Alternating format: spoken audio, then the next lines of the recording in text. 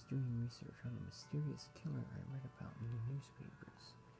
The newspapers all read, mysterious white-hooded killer still at large, body count still rising. Just then I heard a loud banging coming from my bedroom window.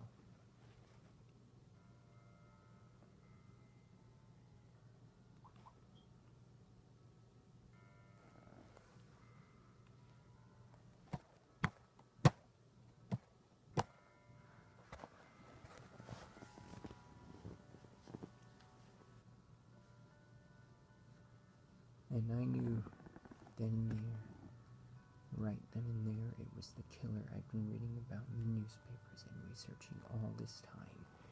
I cautiously approached my bedroom window and slowly opened the curtains.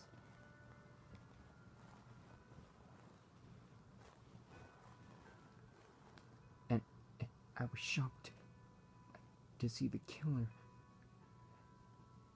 staring right at me with his coal black eyes and red, grinning smile.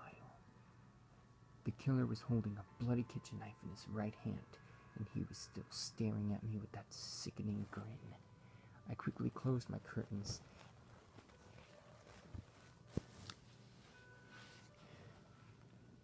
and I ran to my sister's old room.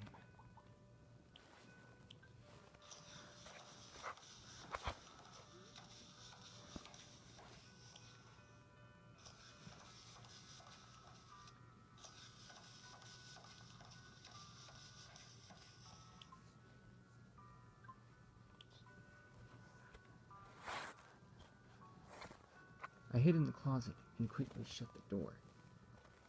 I also quickly locked the door and sat down quietly.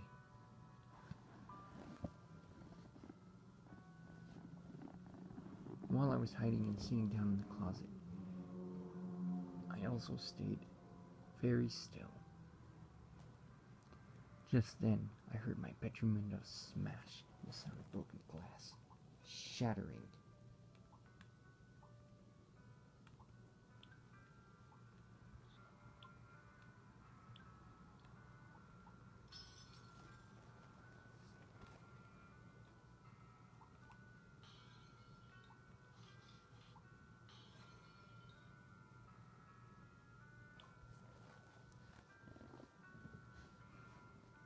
I heard the sickening sounds of footsteps.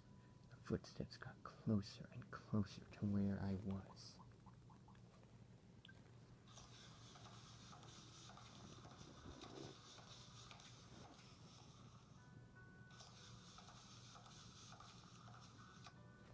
And everything went silent.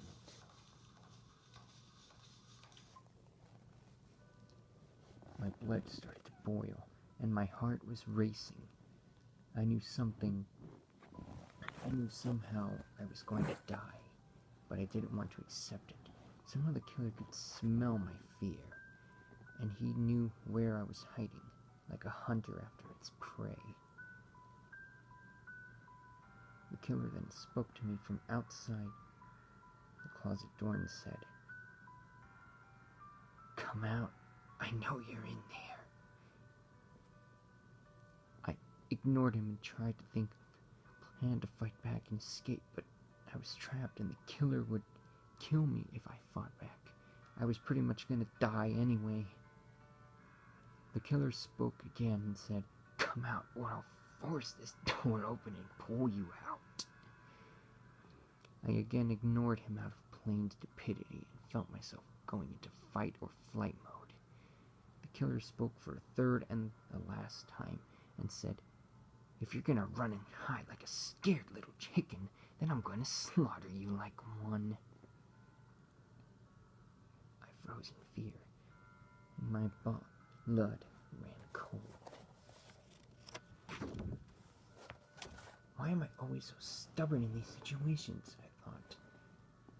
I should have just listened to the killer the first few times he spoke. But it was too late for me. Now, because of my stubbornness, I was going to die.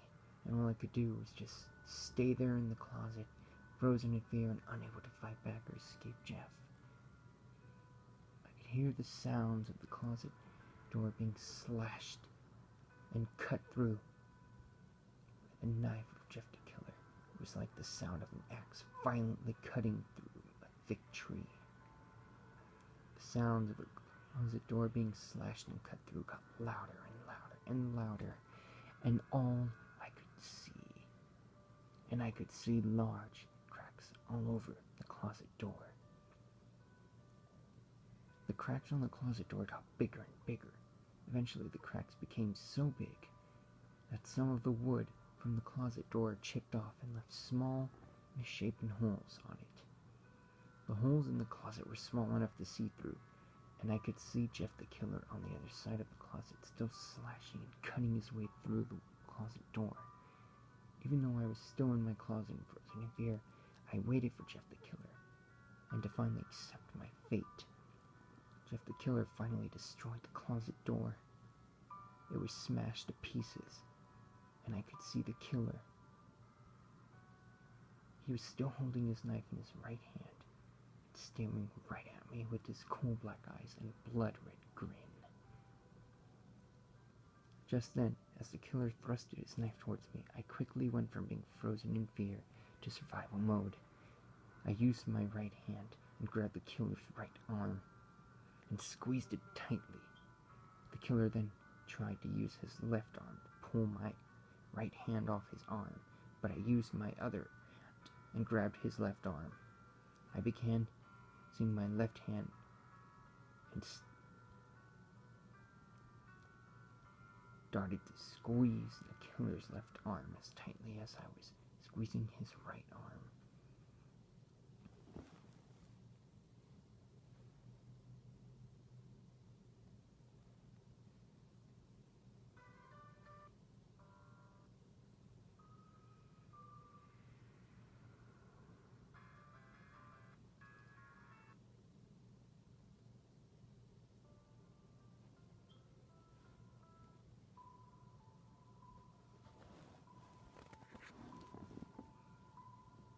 I began to tightly squeeze the killer's arms more and more.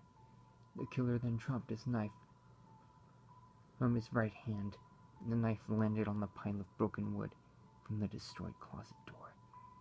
I let go of the killer's arms as he laughed maniacally.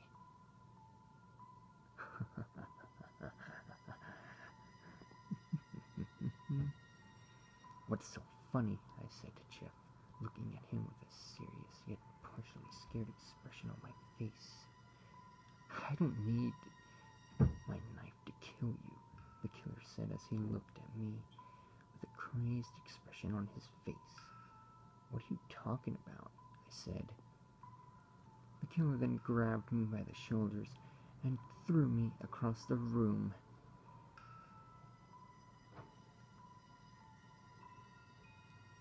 I slowly got up off the floor, and even though I was bruised, I stood up.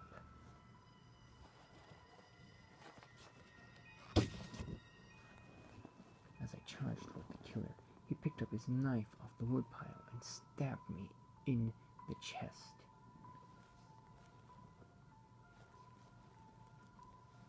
I collapsed to the floor in front of him, but I got up and tried to keep fighting him. I was still conscious and in a lot of pain. The killer saw I was bleeding out, but still alive, and stabbed me multiple times in the chest and stomach.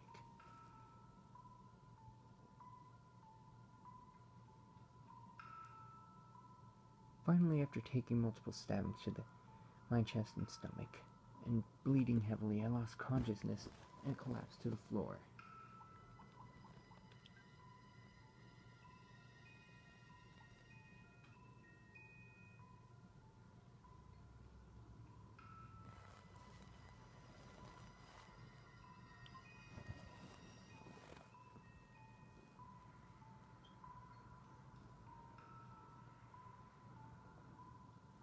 The killer looked at my bloody and beaten body and said, "I know all about your brother, and with his mental issues, he'll turn into a great killer just like me."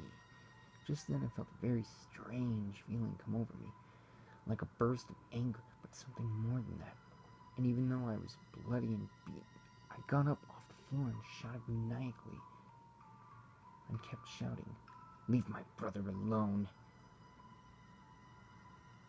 I was bleeding from my chest and stomach, but didn't feel any pain from my stab wounds.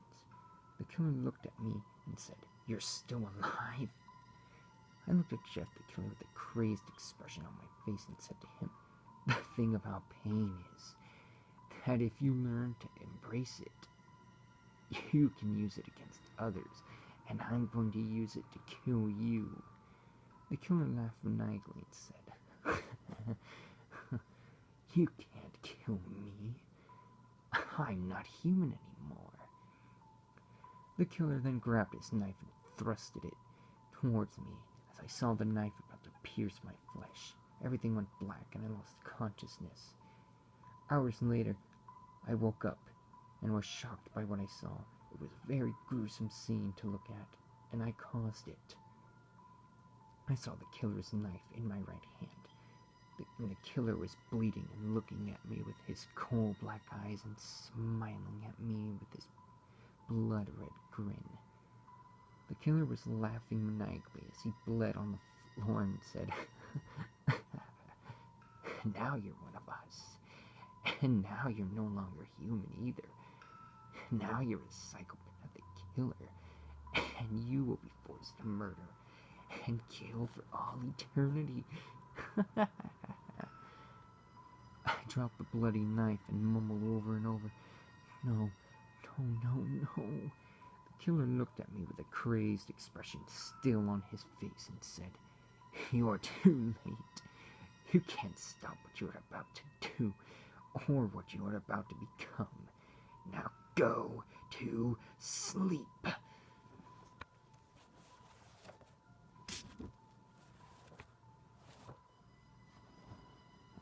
I blacked out and lost consciousness again, but when I woke up, I was in a hospital room with bandages all over my chest and stomach. I was greeted by a nurse and asked, "How'd I get here?" The nurse told me that my parents found me and brought me here. I was glad to be alive, but I just couldn't stop thinking about what Jeff said to me. One of them, not human, a psychopathic killer, and that last part, forced to murder and kill for all eternity. What the hell is going to happen to me? Am I going completely fucking insane? If I am, then I don't have much sanity left in me. Hell, I don't even know if I have much humanity left in me either. I don't know what to do anymore. I'm so confused. I don't know what Jeff the killer did to me or what happened, but whatever it was, he got it. Because now I'm not the same person I used to be. Make sure you lock your doors and windows. Call the cops and hide. If you're wondering why, it's because the next killer you see outside your window could be me. Time for me to go. I've got to kill the time. By the way, I'm always watching you.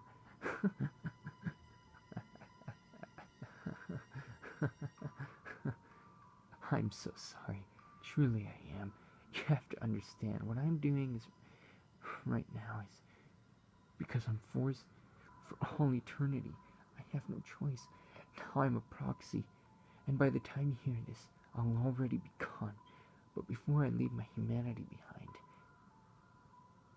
I'd like to let you all know I've posted a video of my story recording on the web, so everyone can hear my final words and know that what I'm telling you in this recording is all true. I beg of you, don't let me suffer like this. I don't want to do this. I don't want to do this either, but Slenderman's orders. Now shut up, you weak coward. It's time to let your dark side out. No, please, no. Time to die, Alex.